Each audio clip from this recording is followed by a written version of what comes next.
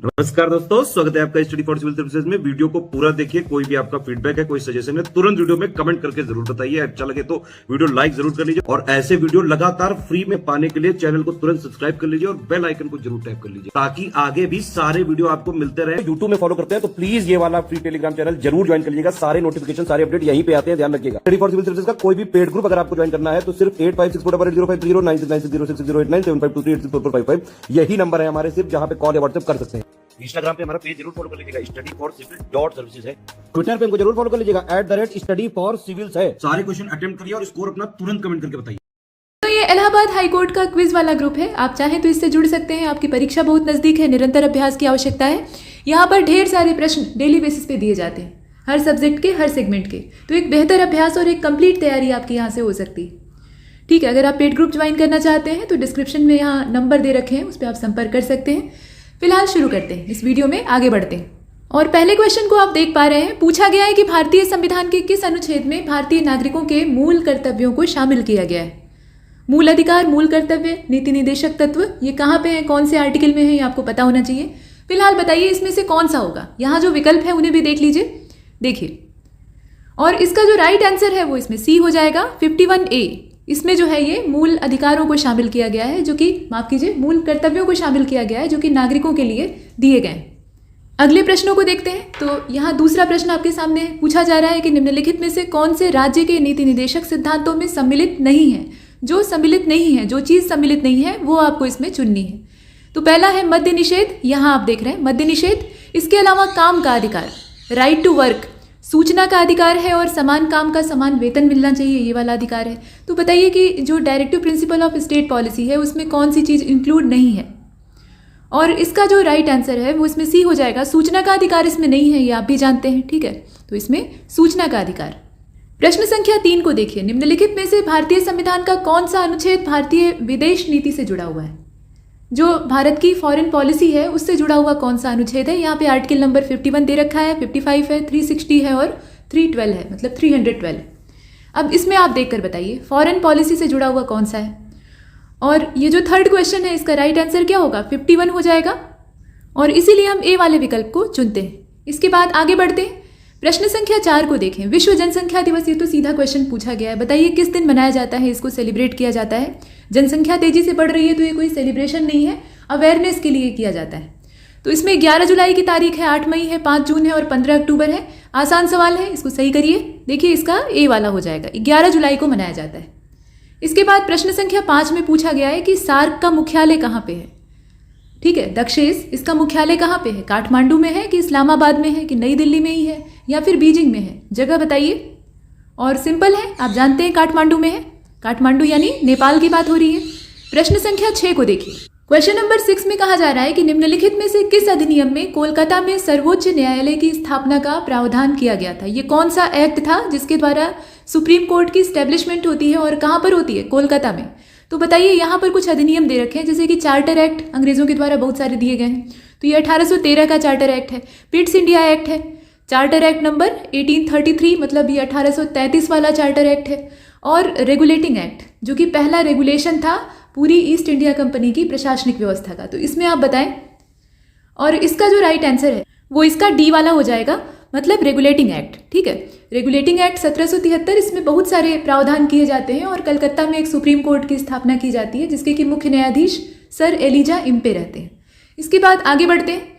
अगले प्रश्न में पूछा जा रहा है कि राष्ट्रपति अध्यादेश निर्गत कर सकता है, यानी जारी कर सकता है, तो ये शक्ति उसे कौन सा अधिनियम दिया। तो अंग्रेजों के समय के अधिनियम दिए हुए हैं, जैसे कि भारत सरकार अधिनियम है 1919 वाला, जैसे कि माउंटेग्यू चेम्सफोर्ड रिफॉर्म भी कहा जाता है। भारत सरकार अधिनियम है 1935 का, जो कि बहुत लंबा था। और 1909 का भारतीय परिषद अधिनियम है मर्लेमिंटो रिफॉर्म। और अंत में भारतीय स्वतंत्रता अधिनियम, जो कि विभाजन के उद्देश्य से आया था। तो बताइए कि राष्ट्रपति को अध्यादेश निर्गत करने की शक्ति, यानी ऑर्डिनेंस इश्यू करने की जो पावर है वो कहाँ से मिलती।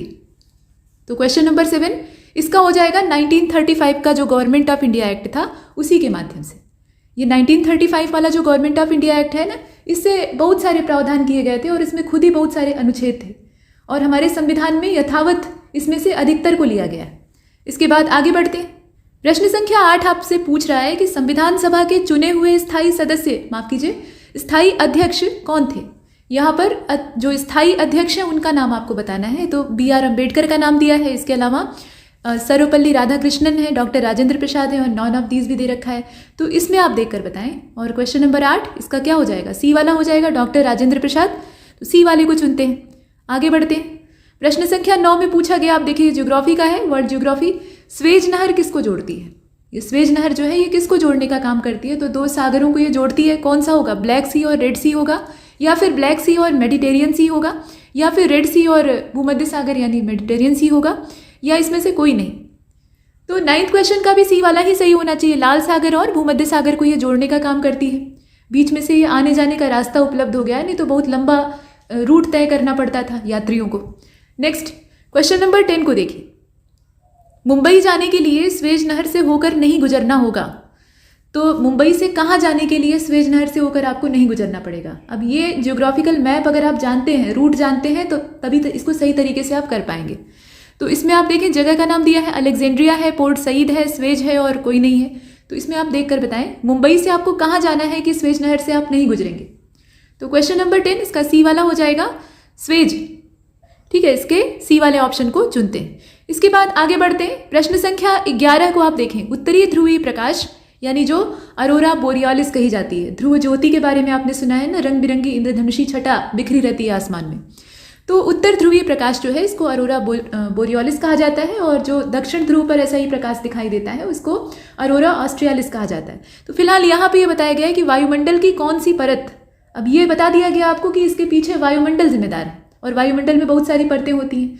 तो वायुमंडल की कौन सी परत इसके लिए उत्तरदायी होती है कि ऐसी घटना हमें दिखाई देती है? तो ये हमारा क्षोभ मंडल होता है जो कि सबसे नीचे है, ट्रोपोस्फियर, या फिर आयन मंडल होता है, या बहिर्मंडल होता है, या फिर तापमंडल होता है, थर्मोस्फियर की बात हो रही है। इसमें आप देखकर बताएं। और क्वेश्चन नंबर 11 का जो करेक्ट आंसर है वो इसमें बी हो जाएगा, आयन मंडल, जहाँ पे चार्ज पार्टिकल होते हैं, और उसी की वजह से ये जो इंद्रधनुषी छटा है वो हमें देखने के लिए मिलती है सूर्य के प्रकाश की। तो आयन मंडल इसका सही जवाब होगा, इसे हमने चुना। क्षोभ मंडल सबसे निचली परत होती है, और वहां पर मौसम संबंधी जितनी भी गतिविधियां हैं वो संपन्न होती हैं। नेक्स्ट प्रश्न संख्या 12 को देखिए। पृथ्वी पर सबसे उच्च तापमान, और उच्च नहीं बल्कि उच्चतम तापमान कहाँ रिकॉर्ड किया जाता है? तो वहीं पर रिकॉर्ड किया जाएगा जहां सूर्य का प्रकाश सर्वाधिक मात्रा में और वर्ष में सर्वाधिक समय प्राप्त होता है। ज़्यादा मात्रा में प्राप्त होना ही बड़ी बात नहीं है, वो तो उत्तरी गोलार्ध में भी और दक्षिणी गोलार्ध में भी कुछ समय ऐसा होता है जिस समय सूर्य का प्रकाश हमें ज़्यादा मिलता है। लेकिन कुछ जगहें पृथ्वी पर ऐसी हैं, कुछ ऐसे अक्षांश होते हैं जहाँ पे ये पूरे वर्ष भर सर्वाधिक होता है। तो बताइए ये कौन सा है? 10 डिग्री अक्षांश पे प्राप्त होता है, या 20 डिग्री अक्षांश पे प्राप्त होता है, या भूमध्य रेखा पर मिलता है कि 25 डिग्री उत्तरी अक्षांश पे? इसमें जो विकल्प है वो आसान है, आप आराम से पकड़ सकते हैं। और इसका जो सही जवाब है वो भूमध्य रेखा होगा। ठीक है, इक्वेटर पे सबसे ज़्यादा तापमान रिकॉर्ड किया जाता है, यहाँ सूर्य का प्रकाश पूरे वर्ष भर लगभग बराबर मात्रा में और अच्छी मात्रा में प्राप्त होता है। इसीलिए यहाँ की जो जलवायु है वो पौधों के लिए बहुत ही अनुकूल होती है, यहाँ विकास की ज़्यादा संभावनाएं होती हैं। यहाँ जो उष्णता है और नमी की मात्रा है उससे दैत्याकार वृक्ष उत्पन्न होते हैं। तो कुल मिलाकर ये इक्वेटर है।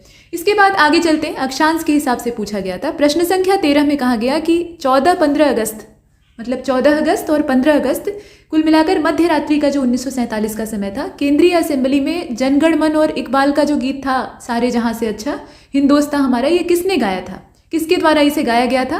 तारीख दी हुई है और ये मौका बताया गया है। तो मीराबेन के द्वारा गाया गया था, या सुचेता कृपलानी, या फिर सुब्बुलक्ष्मी, या फिर रामेश्वरी नेहरू? आप बताएं इसमें से कौन सी महिला के द्वारा इसे गाया गया था? प्रश्न संख्या ये 13वां पूछा जा रहा है आपसे, और इसका जो करेक्ट आंसर है वो इसमें सी हो जाएगा, MS सुब्बुलक्ष्मी, और हम सी वाले को चुनते हैं। इसके बाद आगे बढ़ते हैं। यहाँ आपने देखा प्रश्न संख्या 14 में कहा जा रहा है कि all India state people conference, इसका गठन हुआ था, कब गठन हुआ था वो तारीख आपको बतानी है। तो यहाँ तारीखें दे रखी हैं, 24 है, 25 है, सब 1900 वाले सत्र में चल रहे हैं। तो 1924 है, 1925 है, 1926 है और 1927 है। आप देखकर बताइए करेक्ट आंसर क्या होगा? 1927, और इसका जो डी वाला विकल्प है उसे हम चुनते हैं। इसके बाद आगे बढ़ते हैं। ये दिसंबर 1927 की बात है। इसके बाद प्रश्न संख्या 15 में आपसे कहा जा रहा है कि निम्नलिखित देशी राज्यों में से कौन यथावत समझौते का पक्षधर था? ठीक है, मतलब इसमें जो एग्रीमेंट था उसका ये पूरी तरह से यथावत जैसा था वैसे ही पक्षधर था। कौन था? हैदराबाद रियासत थी, या जम्मू कश्मीर के महाराज थे, या जूनागढ़ रियासत थी, या मैसूर का साम्राज्य था? आप देखकर बताइए। और इसका जो करेक्ट आंसर है वो हैदराबाद होगा। ठीक है, इसे हमने देखा और हैदराबाद को चुन लिया। इसके बाद अब हिंदी के प्रश्नों को देख लेते हैं। तो पूछा गया है कि कौन सा विलोम युग्म जो है वो अशुद्ध है। अब इसमें देखकर बताइए। यहाँ जय पराजय दिया है, जय मतलब होता है जीत, पराजय मतलब हार, छली का निश्चल दिया है और छुटकारे का बंधन दिया है, चैनी का बेचैनी दिया है। अब इसमें आपको देखकर बताना है कौन सा गलत है। तो विलोम युग्म में अशुद्धि आपको ढूंढनी थी और इसका जो राइट आंसर है वो इसमें डी वाला हो जाएगा, क्योंकि चैनी का बेचैनी नहीं होता है, चैन का बेचैन होता है। ठीक है, यहाँ जो बेचैनी शब्द है वो तो ठीक है, लेकिन चैन शब्द ही शुद्ध होता है, चैनी नहीं होता है। वर्तनी शुद्धि भी आपको पता होनी चाहिए। इसके बाद आगे बढ़ते हैं। प्रश्न संख्या 2 को देखिए। विलोम युग्म कौन सा अशुद्ध है पूछा जा रहा है। तो दाह्य का अदाह्य दे रखा है और बाकी दक्षता का अदक्षता है, चोरी छिपे का डंके की चोट पर, और उपरोक्त में से कोई नहीं।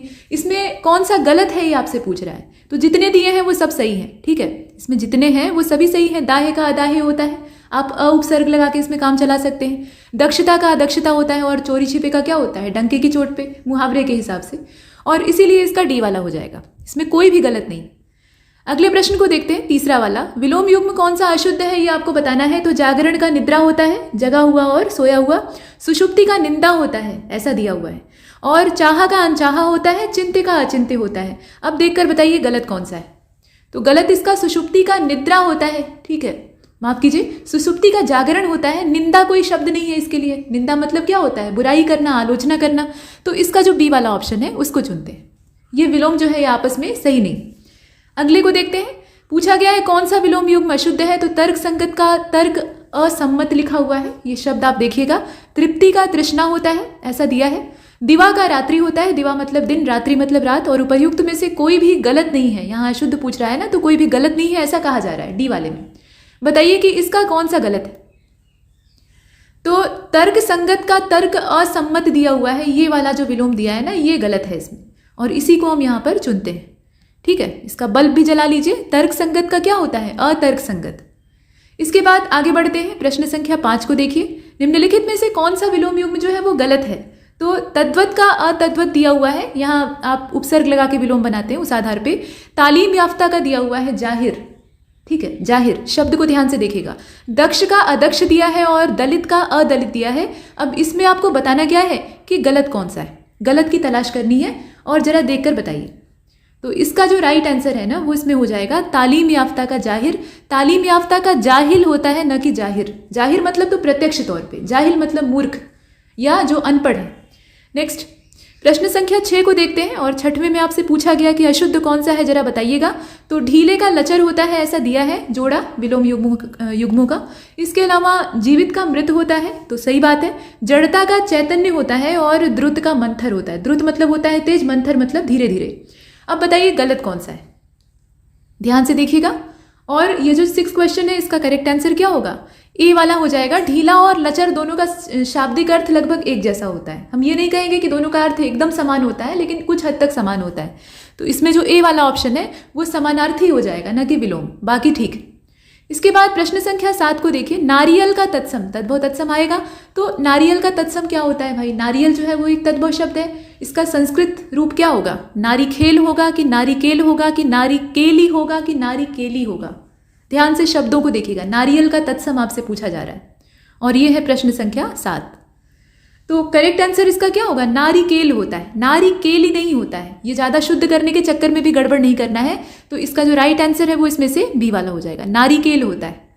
इसके बाद आगे बढ़ते हैं। धान का तत्सम क्या होता है जरा बताइए। यहां देखें, धन होता है, धान्य होता है, ध्वनि होता है कि नख होता है। तो वैसे अगर हम देखें तो पैडी यानी धान जो है वो एक अनाज है और पूरे अनाज के वर्ग को ही हम धान्य कहते हैं। ठीक है, जो आप कहते हैं ना टोटल फूड ग्रेन, यानी कुल जो धान्य है, धन और धान्य से संपन्न आपने सुना होगा। तो धान्य मतलब अनाज होता है। अब यहाँ पे धान जो है वो उसी का तद्भव है। तो करेक्ट आंसर इसमें कौन सा हो जाएगा, इसका बी हो जाएगा। धान नहीं, असल में धान्य होता है। बाकी धान से निकलने वाला, ये जो धान हमारा पैडी है उससे निकलने वाला जो पदार्थ होता है, चावल हम लोग बोलते हैं, तो उसे कहा जाता है ओदन। तो यहाँ पर हम बी वाले को चुनते हैं। इसके बाद आगे चलते हैं। प्रश्न संख्या 9 को देखिए। प्रणाली का तद्भव शब्द क्या है, यहाँ तत्सम दे रखा है, आपसे इसका तद्भव पूछा जा रहा है। तो बताइए परनाली होगा, पोखर होगा, पोथी होगा या फिर पगहा होगा। पगहा मतलब जिसमें वो बैल बछिया बांधे जाते हैं। अब इसमें आप देखकर बताइए। तो परनाली होगा, ठीक है। प्रणाल ये असल में नाले के लिए भी इस्तेमाल होने वाला शब्द है। एक तो प्रणाली मतलब वो विधि से तात्पर्य होता है कि इस प्रणाली से कार्य करो तो सफल हो जाओगे। दूसरा प्रणाली जो है वो प्रणाली का भी, परनाला और प्रणाली जो कि घर से बाहर गंदे पानी की निकासी का नाला होता है उसको कहा जाता है। तो इसका जो ए वाला ऑप्शन है वो सही। इसके बाद आगे बढ़ते हैं। प्रश्न संख्या 10 में पूछा जा रहा है कि तत्सम शब्द इसमें से पहचानिए कौन सा है, यानी बाकी जो है वो तद्भव है। तो प्रग्रह दिया है, पतला दिया है और पगहा दिया है और पहर दिया है। अब इसमें आप देखकर बताइए। तो ए वाला ही सही है, जिसमें कि ज़्यादा बोलने में आपको क्लिष्टता उत्पन्न हो रही है, यानी शब्द जो है वो बोलने में थोड़ा जबान टेढ़ी करनी पड़ रही है। ऐसे शब्द ज़्यादातर तत्सम होते हैं, उसमें कठिन शब्दों का और कठिन मात्राओं का इस्तेमाल किया जाता है। ये पहचानने की ट्रिक है, तो इसका ए वाला हो जाएगा। थोड़ा सा आप प्रेजेंस ऑफ माइंड इस्तेमाल करके भी बहुत सारे प्रश्नों को सही कर सकते हैं। इसके बाद 11वें नंबर के क्वेश्चन में आपसे तत्सम पूछा जा रहा है। आज हम विलोम और तत्सम पे ही अभ्यास कर रहे थे। तो देखिए, अभी आगे वाले जो क्विज के आपको वीडियोस मिलेंगे ना, उसमें गद्यांश अवबोधन वाले भी कुछ प्रश्न मिलेंगे और विधिवत जितने भी सिलेबस के पार्ट हैं उन्हें हम कवर करेंगे। तो हमारे साथ बने रहिए और क्विज वाला ग्रुप आप चाहें तो ज्वाइन कर सकते हैं। फिलहाल 11वें नंबर के प्रश्न में आपसे तत्सम पूछा जा रहा है। परछाई, पाक और पकवान दिया है, साथ में पत्रिका दिया है। तत्सम कौन सा है? 3 तो इसमें तद्भव दे रखे हैं, तो करेक्ट आंसर इसका डी ही होगा। पत्रिका जो दिया है ना, ये एकमात्र इसमें तत्सम है, बाकी जितने हैं वो क्या है? तद्भव है। परछाई भी, पाक भी, और पाक का क्या होगा? पक्ष होगा। पाक मतलब पंख होता है, पंख भी शुद्ध नहीं है, वो अर्ध तत्सम हो गया, तो बाकी पक्ष। और पकवान नहीं, जो पकवान लिखा हुआ है इसको कैसे लिखेंगे? पकवान लिखेंगे, मतलब लास्ट में अन्न वाला जो आधा न और पूरा न रहता है वो हो जाएगा। फिलहाल पत्रिका इसका तत्सम। इसके बाद आगे चलते हैं। 12वें नंबर के क्वेश्चन में फिर से आपसे तद्भव पूछ लिया गया है। तो यहाँ जो विकल्प दिए हैं ध्यान से देखिएगा। पुतला दिया है, पिंड दिया है, पिटक दिया है और पूर्ण दिया है। तो पिटक शब्द जो है वो पाली भाषा का है, वो हिंदी का ही नहीं है, तो तद्भव तत्सम उसमें आता नहीं। संस्कृत और पाली में बड़ा विरोधाभास है कि कौन पहले जन्मा, पाली और प्राकृत भाषाओं का पहले जन्म हुआ या संस्कृत का पहले जन्म हुआ। इसमें ये बहस का विषय है, तो उसमें हम नहीं पढ़ेंगे। तो पिटक इसमें हो नहीं सकता। पिटक मतलब होता है पिटारा। और बाकी पुतला देख रहे हैं आप, पिंड देख रहे हैं, पूर्ण देख रहे हैं, तो पिंड और पूर्ण जो है वो पहले से ही तत्सम है। तो बचता क्या है इसमें? 12वें में पुतला। ठीक है, पुतला जो है वो आपका क्या है? तद्भव शब्द है। इसके बाद देखिए 13वें नंबर के क्वेश्चन को, अशुद्ध वर्तनी कौन सी? अब वर्तनी दोष भी पूछा जाता है। तो देखिए, एहसास, इसकी वर्तनी गलत लिखी है या सही देखिएगा। अमृत सही लिखा है कि नहीं? आंशिक और आरोग्य। अब इसमें आप देखकर बताइए, जल्दी से बताइएगा। तो देखिए, इसका जो राइट आंसर है ना, एहसास। ये जो लिखा है ना, एहसास गलत लिखा है, एहसास होता है। फिलहाल इसको चुन लेते हैं, बत्ती जला लीजिए, एहसास होता है। इसके बाद 14वें नंबर के क्वेश्चन को देखते हैं। दिमाग की बत्ती जलाते रहते हैं साथ में। 14वें नंबर के प्रश्न में फिर से आपसे गलत पूछ रहा है कि गलत कौन सा लिखा है, जरा चुनिए। मतलब ये है कि 3 सही लिखे हैं, तो उनको भी ध्यान से देख लीजिएगा। देखिए, अय्याश लिखा है, कैसे लिखा है ध्यान से देखिएगा। आकंठ लिखा है, अर्गला लिखा है। अर्गला मतलब समझ रहे हैं? सिटकनी, दरवाजे पर जो चढ़ा के दरवाजे को बंद किया जाता है। और अभिराम लिखा है। अब इसमें आप देखकर बताएं गलत कौन सा है, प्रश्न को ध्यान से देखिएगा। और इसका जो करेक्ट आंसर है, अय्याश जो लिखा है ना, वो गलत लिखा है, लिखने का तरीका गलत है। कैसे होगा? अय्याश होता है, अय्याश होता है, ध्यान से देखिए। इसके बाद आगे बढ़ते हैं। लास्ट क्वेश्चन इस क्विज का देख लेते हैं। और पूछा गया है कि अशुद्ध वर्तनी किसकी है भाई, जरा बताइए। तो अशुद्ध वर्तनी किसकी है? अभ्यारण्य लिखा हुआ है, आपातकाल लिखा है, आइंदा लिखा है और आकर्षक लिखा है। देखकर बताइएगा। तो इसको अगर आप ध्यान से देखें तो सारे सही दिखाई देते हैं, लेकिन और ध्यान से देखें तो इसका जो ए वाला है वो गलत है।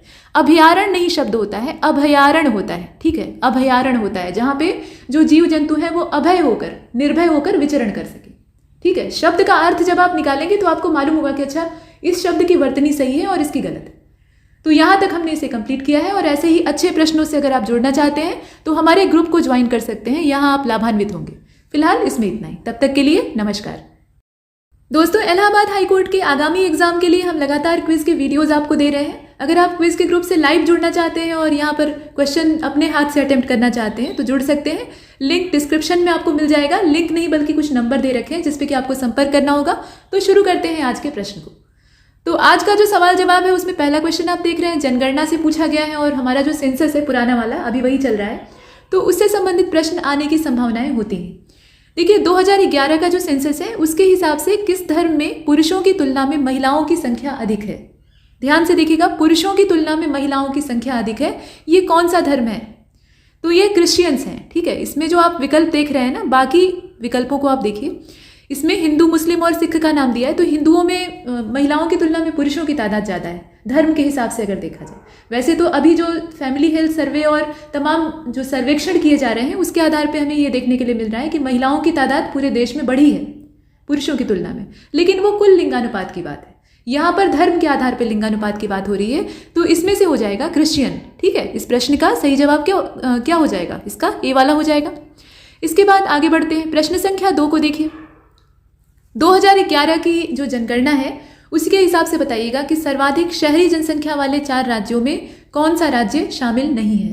अब यहाँ पर जो राज्यों के नाम दिए हैं उनको ध्यान से देखेगा और उस लिस्ट में जो नहीं आता है वो आपको चुनना है। तो महाराष्ट्र, उत्तर प्रदेश, तमिलनाडु और सिक्किम का नाम दिया है। अब इसमें आप देखकर बताइए, शहरी आबादी की बात हो रही है, सर्वाधिक शहरी जनसंख्या वाले राज्यों में कौन सा राज्य सम्मिलित नहीं है? तो बताइए। देखिए, इसका करेक्ट आंसर डी हो जाएगा, इसमें सिक्किम। वैसे भी ये पहचानना आसान था, सिक्किम जो है वो ऐसा इसमें राज्य नहीं है जहाँ की शहरी आबादी का प्रतिशत बहुत ज़्यादा हो। इसके बाद आगे बढ़ते हैं, प्रश्न संख्या 3 को देखिए। जनगणना 2011 के हिसाब से ग्रामीण और शहरी क्षेत्रों में न्यूनतम लिंगानुपात वाला राज्य कौन सा है? न्यूनतम लिंगानुपात, और ये सेंसस जो 2011 वाला है उसी को आधार बना के देखना है। तो हरियाणा है कि यूपी है कि सिक्किम है कि केरला है? तो केरला जो है वो न्यूनतम लिंगानुपात वाला तो होने से रहा, बाकी जो विकल्प है उनको आप देखिए। यहाँ अगर आप थोड़ी सी बुद्धिमानी दिखाएं तो बहुत सारे विकल्प जो है वो वैसे भी एलिमिनेट हो सकते हैं। और इसमें से कौन सा राज्य होगा? हरियाणा हो जाएगा। हरियाणा की स्थिति इस मामले में काफ़ी खराब थी पिछले सेंसस में। अब इस बार देखने का विषय होगा कि क्या सुधार हुआ है। सुधार तो हुआ है, लेकिन कितना हुआ है? अब चौथे नंबर के क्वेश्चन को आप देखें। सेंसस 2011 के अकॉर्डिंग उत्तर प्रदेश का सबसे ज़्यादा साक्षर जिला कौन सा है? लिटरेसी की बात की जा रही है, साक्षरता ओवरऑल बताइएगा। तो गौतम बुद्ध नगर है कि कानपुर का जो अर्बन पोर्शन है, मतलब कानपुर नगर, उसकी बात हो रही है, या फिर औरैया है कि इटावा है? यहाँ जो 4 जगह हैं उनको देखिए और बताइए। ठीक है, तो यहाँ आप देख रहे हैं चौथे क्वेश्चन को, और करेक्ट आंसर इसका क्या होगा? गौतम बुद्ध नगर, इसका ए वाला ऑप्शन जो है उसको चुनते हैं। इसके बाद 5वें नंबर के क्वेश्चन को देखिए। भाई, सेंसस जो है वो बहुत पुराना हो चुका है, मतलब आए इसको जमाना गुजर चुका है, और अब तक नया वाला आ गया होता, लेकिन कोरोना की कृपा से अभी तक नहीं आया है। तो ऐसे में अगर आप इससे संबंधित प्रश्नों को गलत करते हैं तो ये क्षम्य नहीं होगा। अब इसके बाद 5th क्वेश्चन में आपसे पूछा जा रहा है कि जनगणना 2011 के अकॉर्डिंग बताइएगा कि देश में अनुसूचित जाति की सर्वाधिक प्रतिशत जनसंख्या वाला, यहाँ पे प्रतिशत में ध्यान दीजिएगा, आंकड़ा नहीं, प्रतिशत। तो प्रतिशत जनसंख्या वाला राज्य कौन सा है? अब इसमें आप देखें, पंजाब दिया है, केरल दे रखा है, और यूपी भी है, साथ में बिहार है। देखकर बताइए। Question number 5th, correct answer क्या होगा? पंजाब हो जाएगा, तो इसमें ए वाले को चुना। इसके बाद आगे बढ़ते हैं, प्रश्न संख्या 6 को देखिए। उत्तर प्रदेश उर्दू एकेडमी, ठीक है, ये उत्तर प्रदेश की जो उर्दू एकेडमी है, इसको कब इस्टेब्लिश किया गया था? डेट आपको बतानी है, मतलब सन बताना है। तो 1916 में स्थापित की गई थी कि 1950 में? इसमें तारीखें दी हैं, आप देखें। और इसका जो करेक्ट आंसर है वो 1972 हो जाएगा, 1972। आगे बढ़ते हैं, प्रश्न संख्या 7, काशी विद्यापीठ के संस्थापक कौन थे? यहाँ 4 व्यक्तियों के नाम है। शिव प्रसाद गुप्त जी का नाम है, मदन मोहन मालवीय जी का नाम है, बाकी नरेंद्र देव हैं और महात्मा गांधी हैं। तो नाम तो है भाई महात्मा गांधी काशी विद्यापीठ, हो सकता है गांधी जी ने ही इस्टेब्लिश किया हो, आप ऐसा गेस कर सकते हैं, लेकिन असल में इसके संस्थापक कौन थे? शिव प्रसाद गुप्त। ठीक है, आप यूनिवर्सिटी की वेबसाइट भी ओपन करेंगे तो उसमें इनका फोटो दिखाई देता है, तो उससे भी आप गेस कर सकते हैं। फिलहाल इसका सही आंसर। इसके बाद आगे बढ़ते हैं, प्रश्न संख्या 8, कन्हैयालाल माणिकलाल केंद्रीय हिंदी संस्थान, ये लंबा सा नाम, तो ये है कहाँ पे? आप बताइए जगह का नाम। यहाँ कुछ जगह दी है, जैसे आगरा है, मेरठ है, फैजाबाद है, बरेली है। आप इन जगहों पे घूमे हैं कि नहीं? अच्छा, बताइए इसमें से कौन सा होगा? तो इसका जो करेक्ट आंसर है वो इसमें आगरा हो जाएगा। ठीक है, आगरा वाले को चुन लीजिए और आगे चलिए। प्रश्न संख्या 9 को देखिए। अमीर खुसरो कहाँ पे पैदा हुए थे? बताइए, इनका जन्म स्थान यूपी में ही है, लेकिन कहाँ पे है? तो यहाँ कासगंज दिया है, इटावा दिया है, बाराबंकी है और आगरा है। क्वेश्चन नंबर 10 कासगंज हो जाएगा करेक्ट आंसर, इसे हमने चुना। आगे चलते हैं, प्रश्न संख्या 11। 11वें प्रश्न में पूछा गया है कि जो जीएसटी आजकल हम लोग लेकर चल रहे हैं, तो ये लागू कब हुआ था? मतलब वस्तु और सेवा कर अधिनियम कब लागू हुआ था? तो यहाँ तारीख दी हुई है 1 जुलाई 2017, 1 जुलाई 2018। 1 जुलाई तो हमें याद रहता है, तो इसमें 15 अगस्त वाला होने से रहा।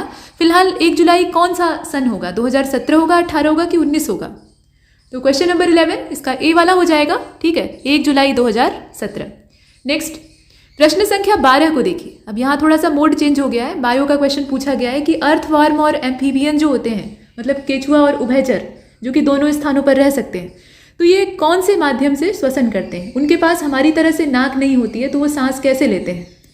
तो बताइए, वो गलफड़े से श्वसन करते हैं, मतलब गिल्स से अपने सांस लेते हैं, जैसे मछलियाँ लेती हैं। जैसे हमारे अंदर, हम इंसानों के अंदर या जो धरती पर रहने वाले जीव हैं उनके अंदर फेफड़े होते हैं, वैसे ही जो पानी में डूब कर रहने वाले जीव होते हैं वो पानी में घुली हुई ऑक्सीजन को एब्जॉर्ब करते हैं, तो उसके लिए उनके पास गलफड़े होते हैं, गिल्स होते हैं, तो उससे वो श्वसन करते हैं। या फिर उनके पास भी फेफड़े होते हैं, या फिर कोई वायु नली होती है जिससे कि वो सांस लेते हैं, या फिर चमड़ी से लेते हैं। अब इसमें आप बताइएगा, क्वेश्चन नंबर 12, चमड़ी से लेते हैं, ठीक है। इस तरह के जो एम्फीबियन और केचुए होते हैं वो चमड़ी से श्वसन करते हैं। इसका जो स्किन वाला आंसर है वो परफेक्ट है। इसके बाद आगे बढ़ते हैं, प्रश्न संख्या 13 को देखिए। 2011 के सेंसस के हिसाब से भारत का जनसंख्या घनत्व कितना था? पॉपुलेशन डेंसिटी कितनी थी बताइए? सीधे सीधे इसमें दिया हुआ है, तो फैक्चुअल क्वेश्चन है। 382 होगा, 352 होगा, 372 होगा कि 392 होगा? क्वेश्चन नंबर 13, और करेक्ट आंसर क्या हो जाएगा? ए हो जाएगा, 382, ठीक है, 382। इसके बाद आगे चलते हैं, प्रश्न संख्या 14 को देखिएगा। यहाँ पे कंप्यूटर का क्वेश्चन पूछा है भाई। डिजिटल टेक्नोलॉजी जो है वो बहुत तेजी से रन कर रही है, तो इसमें आपको ये जानकारियाँ होनी चाहिए। फाइल एक्सटेंशन, इसका उपयोग किस क्रम में किया जाता है, मतलब किसके क्रम में किया जाता है, कौन से क्रम में, कौन से सीक्वेंस में इसको किया जाता है? इसमें बताइए, फाइल को नाम देने के लिए किया जाता है, या सुनिश्चित करने के लिए कि फाइल का नाम क्यों नहीं हो गया, मतलब ensure the file name is not lost, इसके लिए किया जाता है, या फिर आइडेंटिफाई द फाइल, फाइल की पहचान करने के लिए किया जाता है, अथवा इसमें एक और विकल्प है कि फाइल के प्रकार की पहचान करने के लिए, कि किस टाइप की फाइल है इसको आइडेंटिफाई करने के लिए किया जाता है। तो इसमें 4 विकल्प दे रखे हैं, आप देखकर बताएं। क्वेश्चन नंबर 14, करेक्ट आंसर क्या होगा? डी, फाइल कौन से टाइप की है इसको पहचानने के लिए किया जाता है। इसके बाद आगे बढ़ते हैं, प्रश्न संख्या 15, राज्यपाल के पास कौन सी पावर नहीं होती है? मतलब ये आपको पता होना चाहिए कि कौन सी होती है। तो इसमें आप देखें, एग्जीक्यूटिव की पावर नहीं होती, मतलब कार्यकारी विधायी शक्ति नहीं होती है लेजिस्लेटिव की, या फाइनेंशियल पावर नहीं होती है, या आपातकालीन इमरजेंसी की जो पावर है वो उसके पास नहीं होती है। राज्यपाल के पास कौन सी शक्ति नहीं होती है, आप देखकर बताएं। तो क्वेश्चन नंबर 15 का राइट आंसर इसमें आप वैसे भी पकड़ सकते हैं। राज्यपाल जो है वो कमोबेश एक प्रदेश में राष्ट्रपति की ही हैसियत का आदमी होता है, लेकिन राष्ट्रपति जितनी शक्तियां उसके पास नहीं होती हैं, क्योंकि वो मूल राष्ट्रपति नहीं है, वो राष्ट्रपति का रिप्रेजेंटेटिव है। तो इसमें से डी वाला जो ऑप्शन है, इमरजेंसी वाला, उसको हम चुनेंगे। इसके बाद आगे चलते हैं, प्रश्न संख्या 16, निम्नलिखित में से कौन सी मल्टीटास्किंग ऑपरेटिंग सिस्टम है? इसमें से कौन सा मल्टीटास्किंग ऑपरेटिंग सिस्टम है, आप बताइए। तो यहाँ यूनिक्स दिया है, लिनक्स दिया हुआ है, विंडो 95 है, या ऑल ऑफ एबव। तो मल्टीटास्किंग इसमें से कौन सा है, ये ध्यान से देखिएगा और बताइएगा। क्वेश्चन नंबर 16, और इसका सभी जितने भी हैं सब मल्टीटास्किंग है, इसमें कोई भी ऐसा नहीं है कि जो सिंगल टास्क करे, तो डी वाले को चुनते हैं, ऑल ऑफ एबव। इसके बाद आगे बढ़ते हैं, प्रश्न संख्या 17 में फिर से कंप्यूटर पूछा गया है कि which of the following is not a business accounting software. Software की भी बहुत सारी वैरायटी होती है, अलग अलग काम के लिए उन्हें बनाया जाता है। तो बिजनेस अकाउंटिंग सॉफ्टवेयर इसमें से कौन सा नहीं है? जो नहीं हो वो आपको चुनना है, ध्यान से देखिएगा। टैली नहीं है, या कोरल ड्रॉ नहीं है, या फिर बिजी जो है वो नहीं है, या सभी नहीं है। अब इसमें आप देखकर बताएं। तो 17 का बी हो जाएगा। ये जो कोरल ड्रॉ है ये असल में बिजनेस अकाउंटिंग सॉफ्टवेयर नहीं है। इसके बाद आगे बढ़ते हैं, प्रश्न संख्या अगले को देखते हैं। पौधों में सल्फर की कमी सबसे पहले कहाँ प्रतीत होती है? मतलब कैसे पता चलता है कि सल्फर जो है मिट्टी में कम हो गया है? पौधों को भी न्यूट्रिएंट्स की ज़रूरत होती है जो कि वो मिट्टी से खींचते हैं, बाकी फोटोसिंथेसिस करके अपना भोजन पकाते हैं। तो अगर सल्फर की कमी हो जाए तो क्या दिखाई देता है? पुरानी पत्तियों में हम इसकी पहचान कर सकते हैं, नई पत्तियों को देखकर, जो नई निकल रही पत्तियां हैं उसको देखकर हम अंदाजा लगा सकते हैं, या पुरानी नई दोनों पे ये पहचान दिख जाती है। तो अब इसमें आप बताइए, और इसका जो राइट आंसर है वो इसमें बी हो जाएगा। नई पत्तियों को देखकर अंदाजा लगाया जा सकता है, क्योंकि पुरानी वाली जो है वो तो खुराक ले चुकी हैं, अब वो या तो पीली होकर गिरेंगी या फिर अपना स्वस्थ रूप में रहेंगी। लेकिन जो नई निकलने वाली पत्तियां हैं उसमें वो न्यूट्रिएंट की कमी जो है वो साफ साफ दिखाई देती है, तो नई पत्तियों में। इसके बाद आगे चलते हैं, प्रश्न संख्या अगले को देखते हैं। क्रम पे मत जाइए, यहाँ आप सिर्फ प्रश्नों को देखिए। तो which of the following Sultan had the maximum number of slave in the court? किस सुल्तान के दरबार में सबसे ज़्यादा संख्या में दास हुआ करते थे? तो पहले के जो राजा महाराजा या सुल्तान और नवाब होते थे वो दासों के शौकीन होते थे, और दास इंसान ही होते थे लेकिन उनको खरीदा बेचा जाता था, वो वस्तु की तरह से व्यवहारित किए जाते थे। तो इसमें आप देखें, बलबन के दरबार में सबसे ज़्यादा दास थे, या अलाउद्दीन खिलजी ने बहुत सारे दास रखे थे, या तुगलक ने रखे थे, मतलब MBT ने रखे थे, या फिर फिरोज शाह तुगलक ने रखे थे। तुगलक डायनेस्टी के 2 शासकों का इसमें नाम दिया है। तो इसमें आप बताएं, और इसका जो राइट आंसर है वो डी हो जाएगा। यहाँ पे आप देख रहे हैं, ठीक है। प्रश्न संख्या 23 को देख रहे हैं, और इसका जो राइट आंसर है वो डी हो जाएगा। फिरोज शाह तुगलक, इसके दरबार में सबसे ज़्यादा दास थे और इसीलिए हम डी वाले ऑप्शन को चुनते हैं। इसके बाद आगे बढ़ते हैं, प्रश्न संख्या अगले को देखिए। नरसिंघम कमेटी की जो रिपोर्ट है 1991 वाली, वो किससे संबंधित थी? कृषि सुधार से जुड़ी हुई थी, व्यापार सुधार से उसका संबंध था, या फिर टैक्स रिफॉर्म से जुड़ी हुई थी, या फिर फाइनेंशियल सेक्टर का जो रिफॉर्म होता है उससे उसका कनेक्शन था? इसमें आप देखें और बताएं। तो इसका डी हो जाएगा, वित्तीय क्षेत्र के सुधार से जुड़ी हुई थी। ठीक है, नरसिंघम कमेटी की जो रिपोर्ट है वो वित्तीय क्षेत्र के सुधार से जुड़ी थी। डी वाले ऑप्शन को चुनते हैं। अगले प्रश्न में पूछा गया, यहाँ पहले से ही अटेम्प्ट है, निम्नलिखित में से कौन सा एक राजकोषीय नीति का यंत्र नहीं है? मतलब राजकोषीय जो नीतियाँ बनती हैं सरकार के द्वारा या रिजर्व बैंक के द्वारा बनाई जाती हैं, तो उसका यंत्र कौन सा नहीं है, उसमें कौन सा इंस्ट्रूमेंट काम नहीं आता है फिजिकल पॉलिसी में? तो क्रेडिट राशनिंग जो है, ये क्रेडिट राशनिंग जो है ये असल में काम नहीं आती है। बाकी कराधान यानी टैक्सेशन उसमें काम आता है, इस्तेमाल होता है, और पब्लिक एक्सपेंडिचर का इस्तेमाल होता है, मतलब उसे भी इसमें गिना जाता है, और पब्लिक डेब्ट का भी इस्तेमाल होता है। इसमें जो डी वाला ऑप्शन है उसे चुना। इसके बाद अगले को देखते हैं। इसमें पूछा गया है कि एशिया प्रशांत आर्थिक सहयोग यानी जो एपेक है उसका हेडक्वार्टर असल में कहाँ है? तो ये सिंगापुर में है, जापान में है, कि नॉर्वे में है, कि कतर में है? देशों के नाम दे रखे हैं, आप इसमें फटाफट बताइए। देखिए इसका करेक्ट आंसर ए हो जाएगा, सिंगापुर में है। ठीक है, एपेक का। और इसके बाद देखें क्वेश्चन नंबर नेक्स्ट। भारत में काजू एक ड्राई फ्रूट है, आप इसको चाव से खाते हैं, और भी बहुत सारे हैं।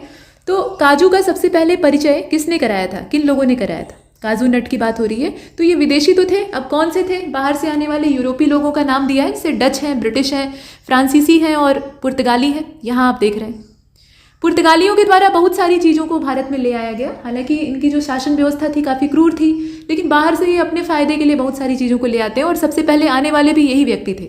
तो इसमें से डी वाला, पुर्तगालियों के द्वारा इसको इंट्रोड्यूस किया गया था भारत में। इसके बाद अगले प्रश्न को देखें। भारतीय वानिकी संस्थान भारत के कौन से शहर में है? यहाँ शहर का नाम दिया है, आप देखिए। देहरादून में है, हैदराबाद में है, शिमला में है, या फिर न्यू दिल्ली? इसमें जगह का नाम दिया है। तो करेक्ट आंसर क्या होगा? देहरादून हो जाएगा। इसके बाद क्वेश्चन नंबर 29 को देखिए। चूना पत्थर जो होता है इसका प्रमुख उपयोग किस उद्योग में होता है? कौन सी इंडस्ट्री में इसका प्रिंसिपल यूज़ हमें देखने के लिए मिलता है? तो सीमेंट बनाने में होता है, या कृषि कार्य में इसका इस्तेमाल हम करते हैं, या ऑटोमोबाइल सेक्टर जो है वहाँ पे इसे यूज़ करके हम मशीनें बनाते हैं, इंजन बनाते हैं? बताइए इसमें से कौन सा होगा? तो सीमेंट बनाने में चूना का इस्तेमाल होता है, ये आप भी जानते हैं। तो उपर्युक्त सभी इसमें हो नहीं सकता, क्योंकि ऑटोमोबाइल सेक्टर में हम चूने का क्या करेंगे? मतलब सीधे सीधे इस्तेमाल नहीं है, इनडायरेक्टली यूज़ हो सकता है। तो इसमें से करेक्ट आंसर क्या होगा? सीमेंट उद्योग होगा। थोड़ा सा अगर आप कॉमन सेंस यूज़ करें तो आराम से कर सकते हैं। अगले क्वेश्चन को देखते हैं, और इसमें पूछा गया है गदर पार्टी के संस्थापक कौन थे? तो इसमें आप नाम देखें, सोहन सिंह भाकना, राम प्रसाद बिस्मिल, चंद्रशेखर आज़ाद और भगत सिंह। तो इसमें तो हिंदुस्तान सोशलिस्ट रिपब्लिकन एसोसिएशन और हिंदुस्तान रिपब्लिकन एसोसिएशन के मेंबर हमें ज़्यादा दिखाई दे रहे हैं। पूछा गया है गदर पार्टी, तो बचता कौन है इसमें? सोहन सिंह भाकना, और इसीलिए हम इसके ए वाले विकल्प को चुनते हैं। हिंदी के क्वेश्चन में आपसे पूछा गया कि इनमें से कौन सा अंबर का अनेकार्थी है? तो अंबर के बहुत सारे अर्थ होते हैं, लेकिन यहाँ जो दिया है उसी पर हमें विचार करना है। अंबर जो है एक ढकने वाले आवरण को भी कहा जाता है, वस्त्र के लिए भी अंबर शब्द इस्तेमाल होता है, तो ये बहुअर्थी शब्द है। लेकिन यहाँ पर हमें देखना है कि इसमें से कौन सा होगा, तो गगन हो जाएगा। ठीक है, गगन, और इसका जो सही विकल्प है वो ए वाला हो जाएगा। इसके बाद दूसरे क्वेश्चन में आपसे पूछा गया कि द्विज के अनेकार्थी शब्दों में सम्मिलित नहीं है। द्विज शब्द का अगर आप अर्थ जानते हैं तो आप आराम से इसमें कर लेंगे। द्विज मतलब होता है 2 बार जन्म लेने वाला, ऐसा प्राणी जिसका कि 2 बार जन्म हुआ हो। तो इसमें आप विकल्प देखिए, ब्राह्मण वर्ण के हिसाब से, दांत, विदेह और पक्षी। तो जरा ध्यान से देखिएगा, इसमें जो ब्राह्मण है, कहा जाता है कि जब एक बार पैदा होते हैं, माँ के गर्भ से उनका जन्म होता है तो उनका जन्म माना जाता है, और दोबारा एक बार यज्ञोपवीत होता है।